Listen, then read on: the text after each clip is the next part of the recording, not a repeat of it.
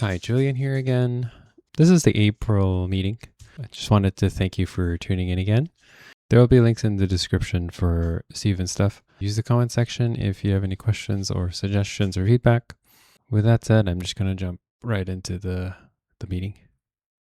And you said you had two different keying approaches to these. I know which one I like. I'm curious which one you like because I would guess that the right one, the slow build up one, I feel like it looks better to me. Why is that?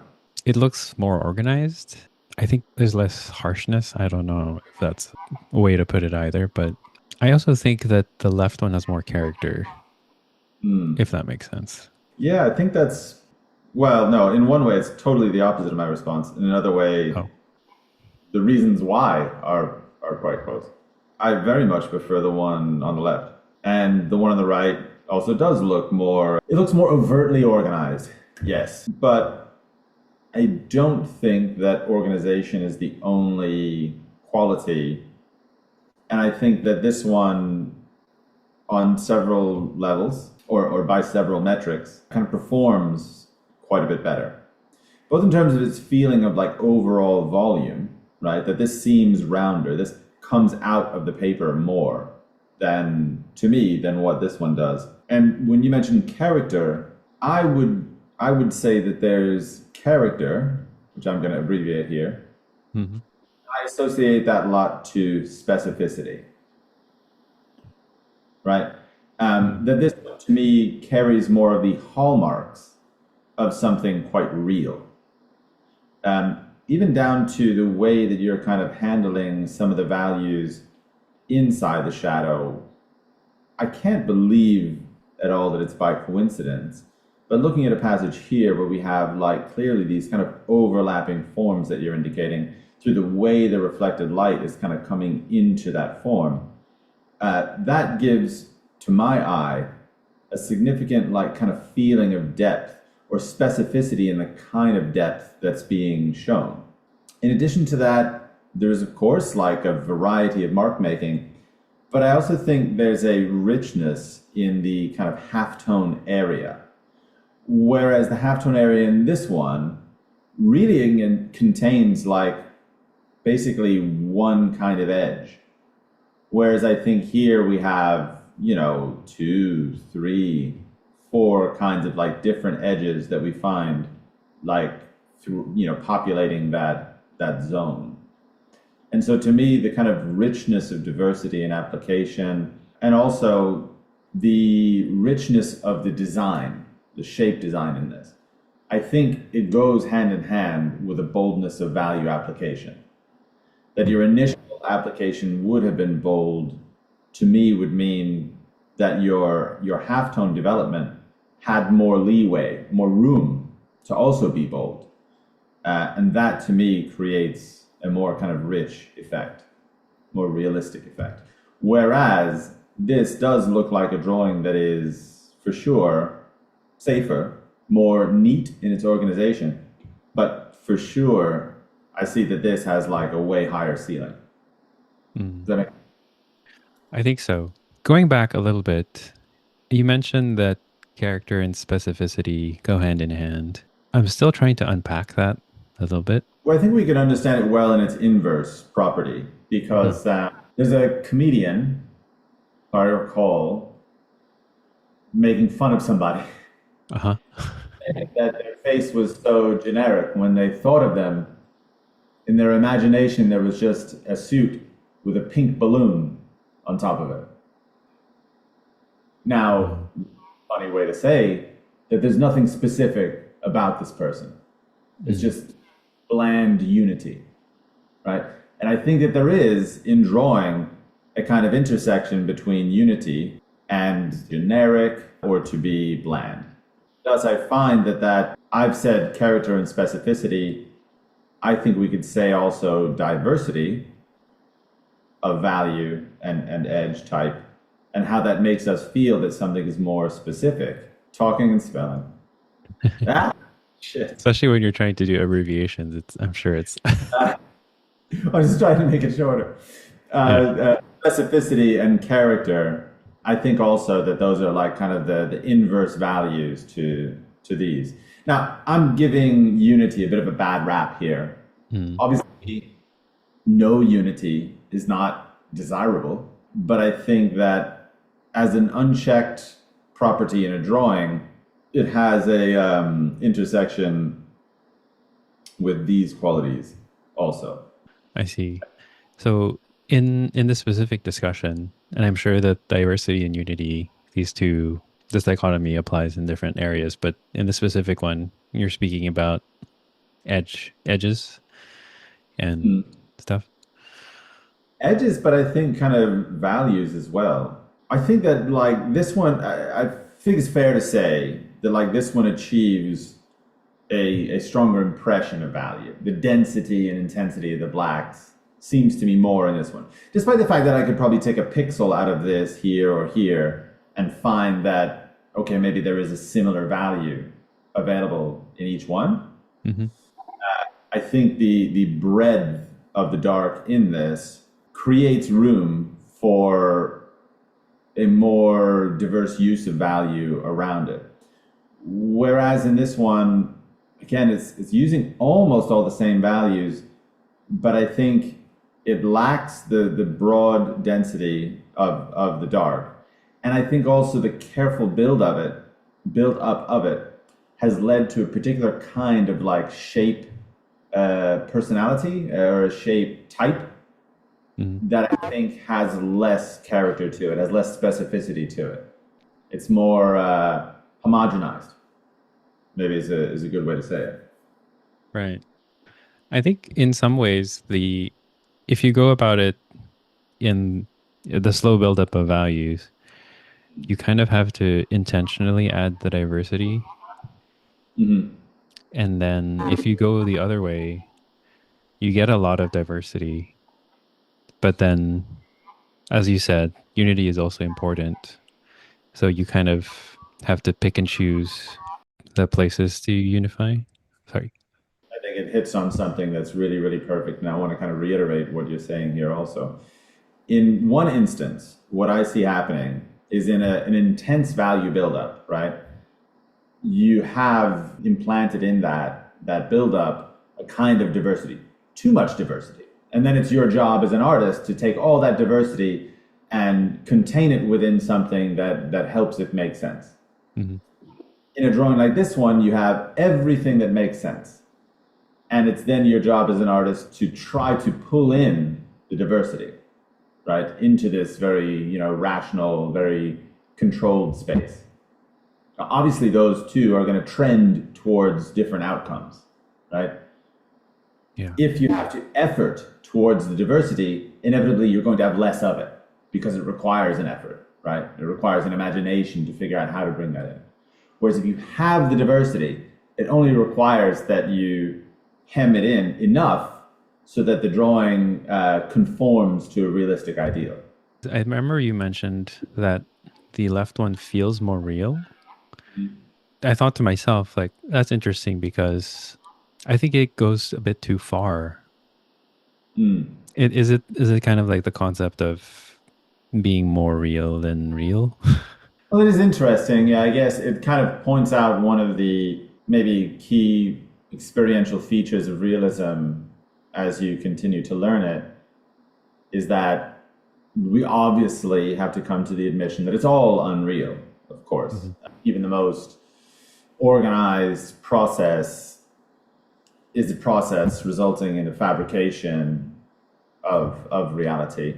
And so it's inevitably a point of view, which in one way makes it no different in terms of its inherent value than any other point of view. Whether the point of view is closer or further from reality, we have to say that they're all kind of points of view. Beyond the point at which it becomes total abstraction, at which point you could say this is no longer like applying any recognizable values of realism. And then it's another conversation. Hmm. So feeling more real, meaning that we are making it more real than the actual thing seems. I'm just struggling to see whether I could endorse that argument as an idea that we could kind of run with. certainly a drawing like this attempts to, let's say, be more bold or a little bit more extreme in its interpretation of its subject material or of its source material. Whereas this is probably attempting to respect more the perceived character of that source material. Still a drawing, still has hatch marks, still has lines that the source material doesn't have, but it's not skewing maybe as far off, or not taking as many liberties with the source material as, say, another drawing might do. And in that sense, I believe that it kind of captures more realism. I say it feels more real, and maybe the word feel is the important one here. One of the things I love to bring up, when I'm working with students as taught a workshop the last few days, is the difference between prose and poetry. So like, which one is more real? Or just take a stab at that. My instinct would be prose because I'm trying to think about an example, but my repertoire of poetry is very limited.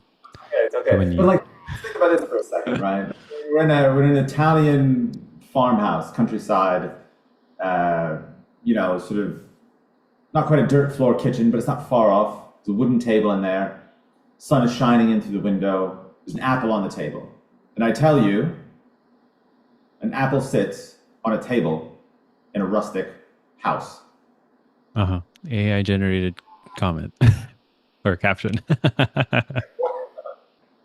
You might have proven my point before we even got to it.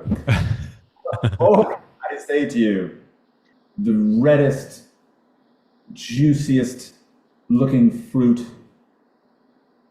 from an apple tree, cool in the kitchen on a hot summer in the Italian countryside. To me, that one feels more or connects me more to the notion of that apple. Now, it's not quite poetic, but let's say, so then we consider in representation, we're also telling a story. It can be the most limited story ever, but it is a story nonetheless. And try to understand which one of those visions will best suit our goal to express the things that we're seeing. I don't say that there's any problem with prose. I think there's space for that. But if we talk about qualitative differences and the differences that we see in these, I think that's a fair characterization of the impression that I get from this dichotomy. I think that makes sense to me. And poetry can be a little bit unreal at times, Oh yeah. I think sometimes are a bit, certainly when you compare them to nature. And was kind of like what I was getting at in the style course, was like, what does poetry look like when you compare it to reality? Like, what did Grabenikov's models look like? What did Nikolai Fechin's models look like? We're pleased inevitably with their outcomes, but barring the ability to see their source material, we fail to understand how many liberties must have been taken, or the exact quantity and quality of the liberties that have been taken.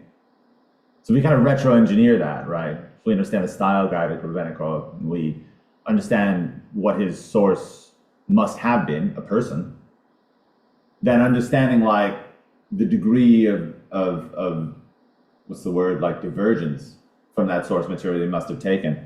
That to me was interesting, But looking at both these drawings alone, it becomes difficult to say which one took more liberties, which one is more real per se, in comparison to what it came from.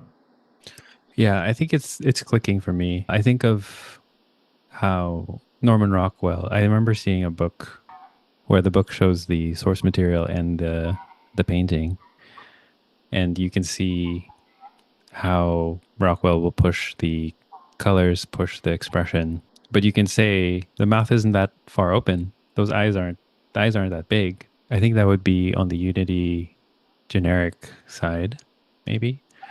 Mm-hmm. But then, the expression that is painted looks more surprised than the it captures more of the essence of surprise or joy. I think you could put into that because the Rockwell thing. I mean, he's such a divisive figure. I find in academic circles because we all know that he's this badass painter, but I Mhm. think a lot of people are unwilling to kind of recognize the artistic merit in it. Not because of what you're describing here, but because of the relatively wholesome and happy emotional tone of the output. You could say the exact same thing about Ilya Repin. I don't know how familiar you are with him. Only surface level, I think. I've only seen a few of his works. Someone I really loved when I was in school. I still appreciate his work.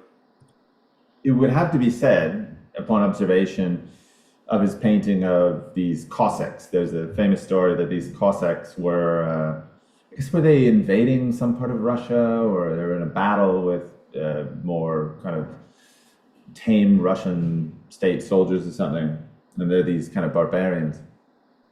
And it's the story of them writing a letter to the commanding officer of this other army who was wanting them to surrender, and they kind of penned this very famous letter telling them to kind of fuck off.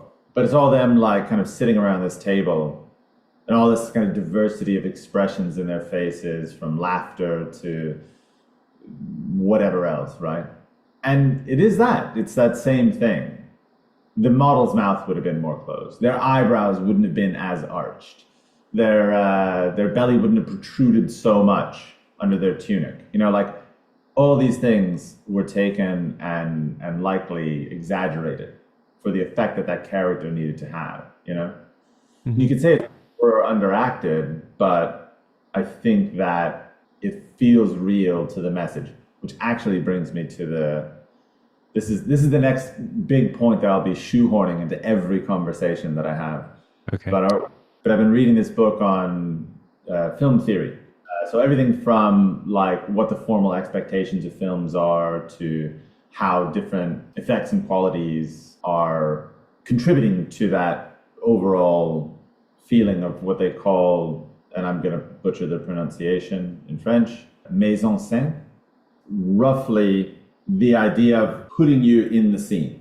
The opposite of that would be taking you out of the scene, right? So we're in a medieval castle and the king is sort of knighting this guy who's kneeling down, and then there's like a Starbucks cup that got left on a table behind him. It takes you out of why is there a Starbucks cup? The illusion is broken, right? Um, so in terms of like mise en scène, there are no boundaries for the type of world that you can put someone into. It only has to make sense in that world and be consistent in that world, which is a great explanation for what we call form sense, right? The apple on the left and the apple on the right are both finished, Hmm. but they have totally different formal qualities. Why are they both allowed to work? If it's realism, shouldn't there be one outcome that we're all aiming for? Well, of course not, because mise en scène. If you're in the scene, if your world is consistent and makes sense, then we accept it as a stylized version of the world that we understand. They always bring up this movie in this book called Caligari's Mirror, and it's this sort of German kind of abstract expressionist movie. But it's brought up as a movie that's entirely surrealistic, objectively makes no sense in relationship to our real objective world, but it is a little universe unto itself. And it does have its own sense of mise en scène. It puts you into that world and it obeys the rules that that world implies. There you go. That's my big style justification. That makes sense. And I really feel it. I'm looking at the painting by Repin that you brought up, I think. Mm. They're like sitting around the table and there's this, and what really caught my eye is this figure in the foreground who's like whose back is toward us. Yeah. And I feel like Oh, what a he back. What a back, by the way. yeah. I guess there's two of them. There's one in the near foreground, Ah, and okay. I feel like he's pulling me in. Yeah. It makes me feel part of the scene, like I'm part of the scene. Yeah, like you have like a POV character that you're. Yeah, yeah, exactly. Uh, there's one guy that's shirtless. Yes, he's like on the portrait frames left, and that I can see what you were talking about. He's the only shirtless person, I think. Yeah,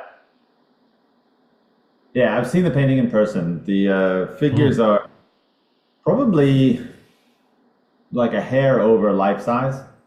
oh, really? It's that Oh, big. enormous painting. Like it's huge. It's sort of mural size, and painted very, very broadly. The like realistic sense of it is incredibly strong, like unbelievably strong. Uh, which was the kind of curious thing about Reppin. And the thing I think that's so seductive that we all kind of want to see and understand is how you can be so rough and so real. I think the carefulest painters among us look at it and think, oh, I could never leave a painting like that. Or they say that. What they really feel in their hearts is, I wish I could leave a painting like that. Hmm.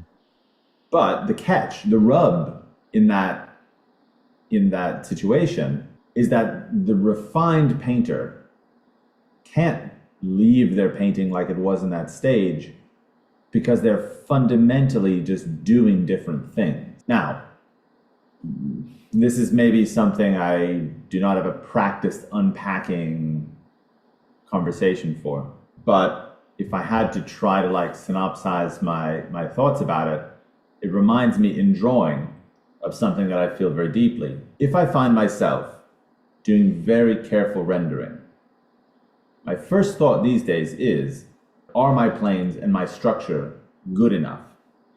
Because generally, when you're relying a lot on technique and rendering, you're doing so to kind of carry a little bit your bad sense of volume, planes, or structure. So I feel like if my planes and structure and my volumetric sense, my drawing, is good enough, it shouldn't actually require a lot of rendering to work really well. Hmm. It's kind of like an alarm bell to me. If I'm needing a lot of rendering, I suspect my design is poor. Now, this is extreme, and I have extreme views about drawing, so there we go. Yeah. Obviously, rendering is not bad, and it's not covering for something that has to be poor for it to exist. There's people that make beautiful renderings, and their planes and structure are very good. That alarm bell arises to me because it announces the chance, the opportunity, the idea that that could be the case. Maybe it's not. Maybe my planes are okay, and I just happen to be kind of rendering because one area needed a little bit more of it. Hmm. But I see that a lot, like in that painting. His planes, his structure, his form, his concepts work so well, they barely require a render to seem very realistic. I think this is true in a lot of Russian painting. For whatever reason, they had a very different take on the technical application of oil paint to realism. That's kind of interesting to me. Not being an academic, I don't really understand. I hear people like yourself, I suppose, as an academic, talk about, oh, this is the school of blah, the Russian school. This is the like an American school, and I'm thinking to myself, like, I wonder what that means. Well, I No. think it starts with the kind of idea more of the kind of school of thought. Like, what is their philosophical starting point in terms of, how they feel they best approximate reality? And then many different things grow out of that, right? Mm. It's not that, the Russian idea that planes and structure are important makes it a kind of fait accompli that it has to end up looking like Russian painting. I don't think it does. I mean, Russian and Chinese ideas are not, to my eye, so different, yet they have, subtle but significant differences in outcome. The Western idea only bears a resemblance to the Eastern ones by virtue of the fact that it's realism. Beyond that, I think it could barely be more different. Now, as time goes on, the internet shrinks the world. I think we'll have less and less kind of diversity in that respect. And I feel like I already see that happening. There is like an analog that it reminds me of today, like when you go through the countryside in Italy, right? I'm taking a train through Italy. You can see fantastic graffiti in the middle of fucking nowhere. Whereas, let's say 25 years ago, if you were going through the countryside, the quality of graffiti would drop off dramatically because it's not a particularly competitive ecosystem or marketplace for graffiti style there. There's nobody around to like push you to be better, really. You're just a guy with a spray paint can. In the cities, however, very, very diverse ecosystem of graffiti writing styles, each one being stolen from and pushing the other to be better and better and better. We'd see fantastic graffiti. What's more, it was regional. There was like a Los Angeles style. There was a New York style. I'm sure in Italy there was, north and south. Different places like had these unique flavors to them. As the internet kind of progressed in its popularity and graffiti artists were able to access from anywhere in the world, be it the countryside or Antarctica, all of the graffiti styles available. I mean, graffiti writers are voracious stealers of style. I mean, that's the game. Like you steal and combine and you make your own, and it's got to be like very original. So you're always pushing the limits of the style to, as far as it can go and into the extreme. And so then that kind of feeds more that progress and evolution of style as well, to the point where now like you can go anywhere. You can see like the best Los Angeles wild style in probably Krakow, or in Liechtenstein. You don't have to go to these places to do it. I think realism is not totally unlike that in the sense that here I am, a Western artist who's never been East. And I think people probably look at my work and say that it bears a lot of resemblance to like a lot of Russian drawing. So the barriers that once were kind of held in place, I think are kind of falling away. But if we look back 100 years, 200 years, whatever it is, I think that there were like very clear differences in outcomes. I mean, look at Repin, look at Bouguereau. I think both active more or less in the same time. And it's not to say there weren't French painters that were, say, impressionistic or doing something different.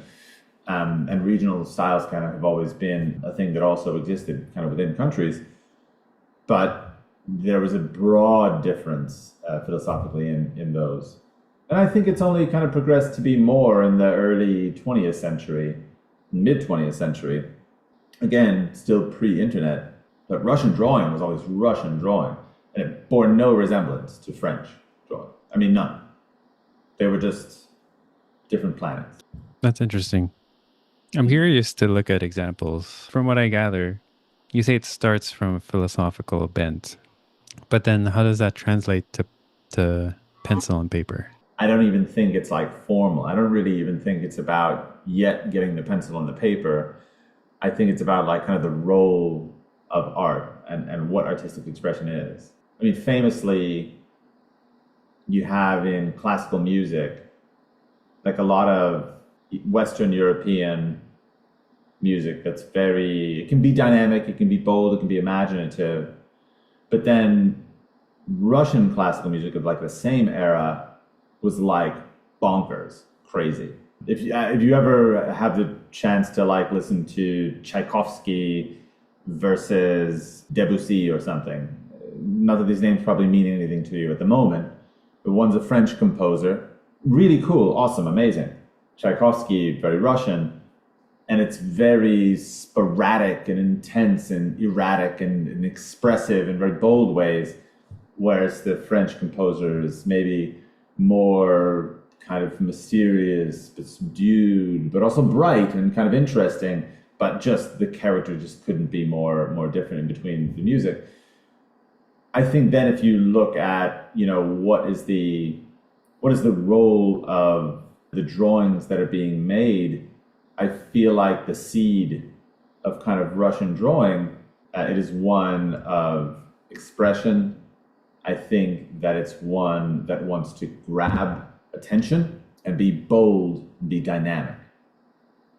And I would say then, if you look at the traditions that a lot of our drawing in the West came out of, French academic, I think there was a more reserved idea of kind of refinement and subtlety, whereas I think the Russians in no way desire to be subtle. In fact, the Debussy example, I think, is a good one. There's a story about him that when he was a kid, like all the kids would be given like 1 franc a day by their parents or whatever to get something at a sweet shop. And all the other kids, such a bullshit story, but they say it. All the other kids would go and they would buy the biggest, cheapest sweet thing that they could for their 1 franc, so that they would have as much as they could to enjoy. But that young Debussy, he would save up his little francs till the end of the week and he would buy the smallest, most refined, beautiful piece of chocolate that he would dissolve in 1 bite. Because this was his ethos, this was his spirit. He wanted the most pure, essential, beautiful, refined quality in anything that he experienced. Ever since he was a child, Julie. Anyway. Yeah. But I'll tell you that like the Russian kid would have broken the glass, grabbed all the sweets, run out of the shop into the alleyway and just shoved them all down his mouth. That would have been the idea. So out of those philosophical seeds, right, those artistic seeds, the concept for the impulse of art in those different places leads to a lot of formal outcomes and formal applications. And that leads us into the styles that we commonly understand as sort of Russian. I mean, I'm saying academic. I mean, obviously the academic stuff will run closer together. I think the broader artistic output maybe is a better way to differentiate between the two. It's quite interesting. I never really thought about it that far in terms of maybe the culture is reflected in the way that they approach art like that. I used to think it was mainly a subject matter question. The culture is centered around this, so the subject matter is that.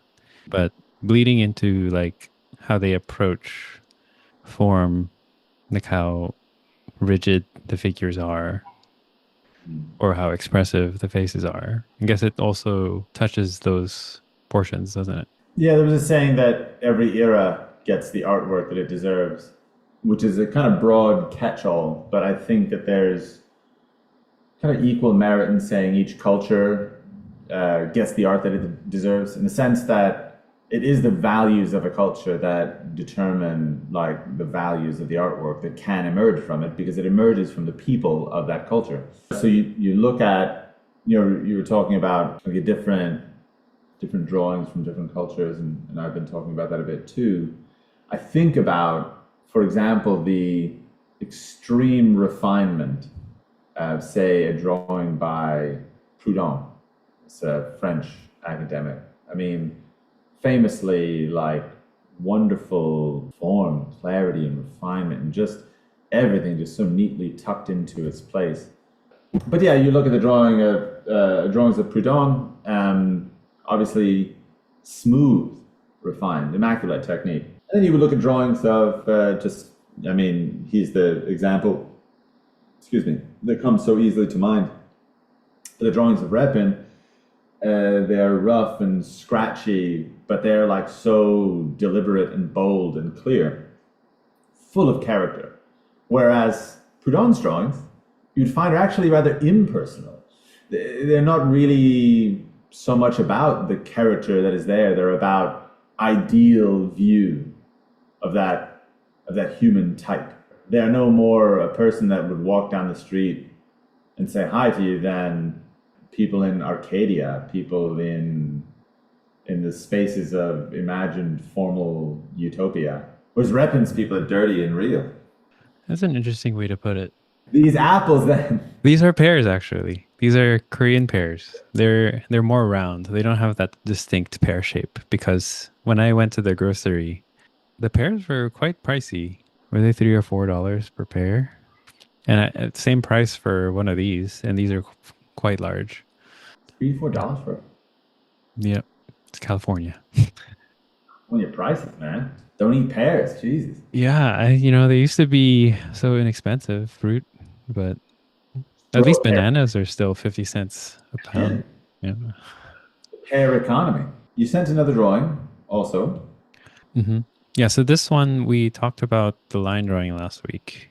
And at the time, I was kind of happy at where this landed. Just a few days ago, actually, I was working on your boot camp for April, and I tried to follow your example, which was to start with a very soft lead early.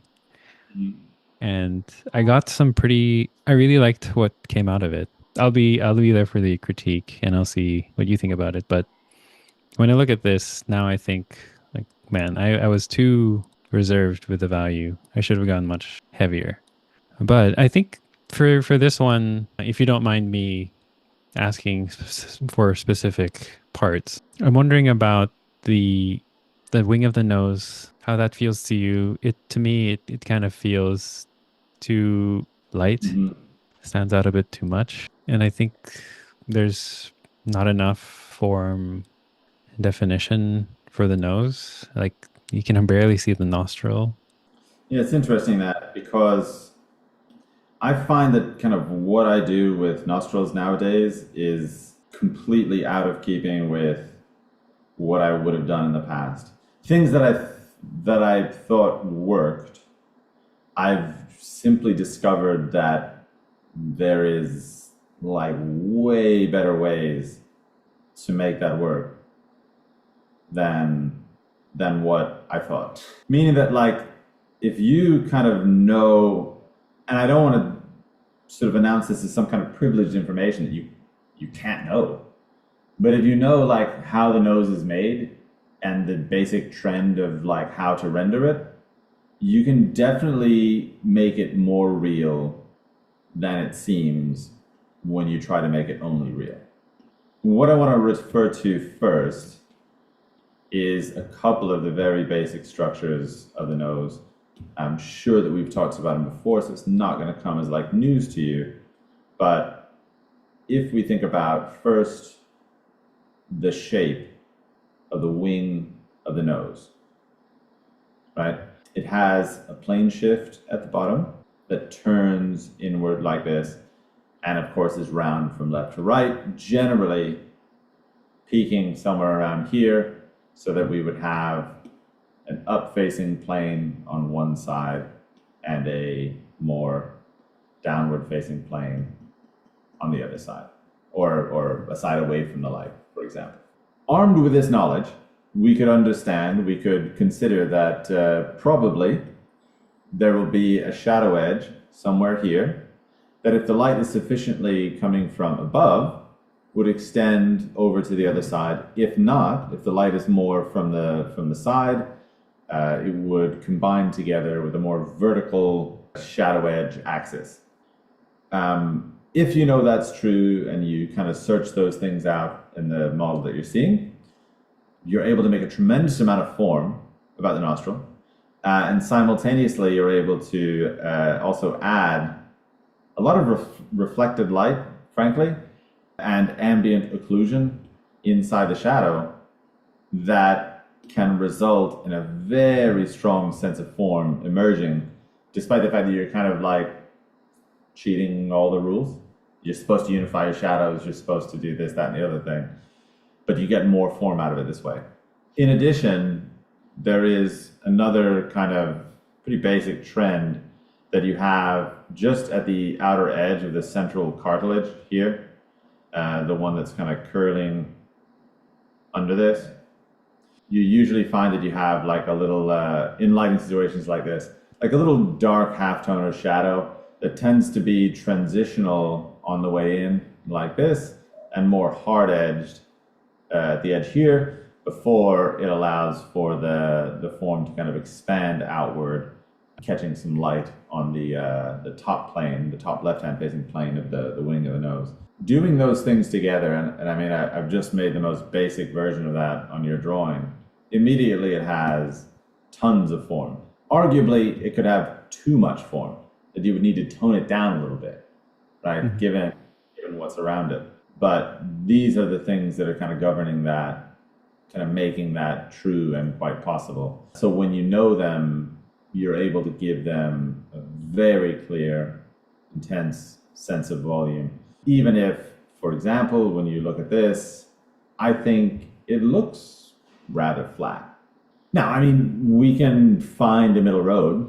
I'm not saying that we have to cheat everything in order to achieve like some kind of facsimile or some kind of result. But I would say maybe there's kind of a blend of the two somewhere in the middle of that that would result in enough form that it became very believable, but also enough.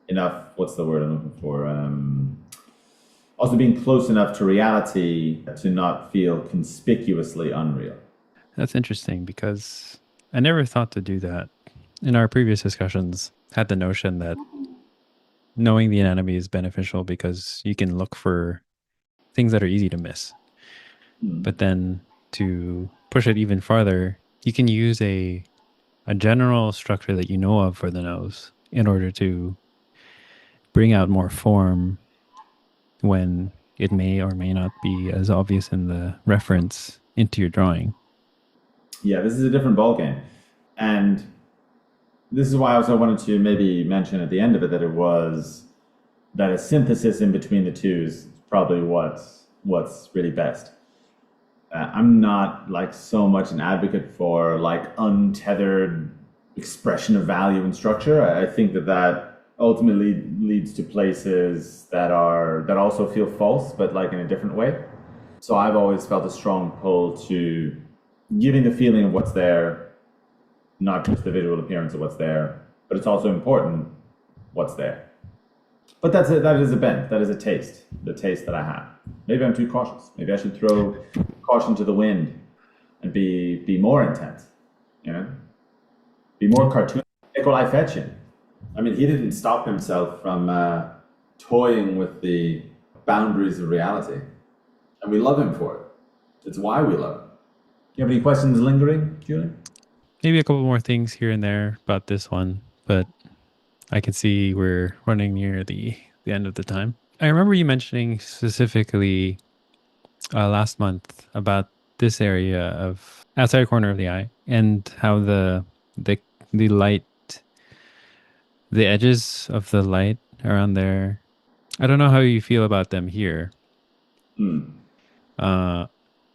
Maybe There's an important thing that I think you're doing that you should stop doing. okay. You see the shadow edge kind of through here. You'd kind of expect that will apply itself also in other areas. Meaning that as the eyelid goes all the way across here to the right, there's no reason it shouldn't also have applied to it the same kind of lighting concept that say the brow ridge has as it turns towards shadow. Right now, like the eyelid is one of the things making this appear as flat as it does, because what it should be is lighter on the left where the light's hitting it, and darker to the extent where it almost bonds together with the crease above the upper eyelid and the eyelashes itself as it goes further to the right. It's a kind of a classic case of kind of linear ideas being detached from value-based ideas. And while it can work kind of well, it will always have this kind of uncanny valley sense to it, where it doesn't quite ring very true in its feeling. Mm-hmm. Does that make sense? Yeah.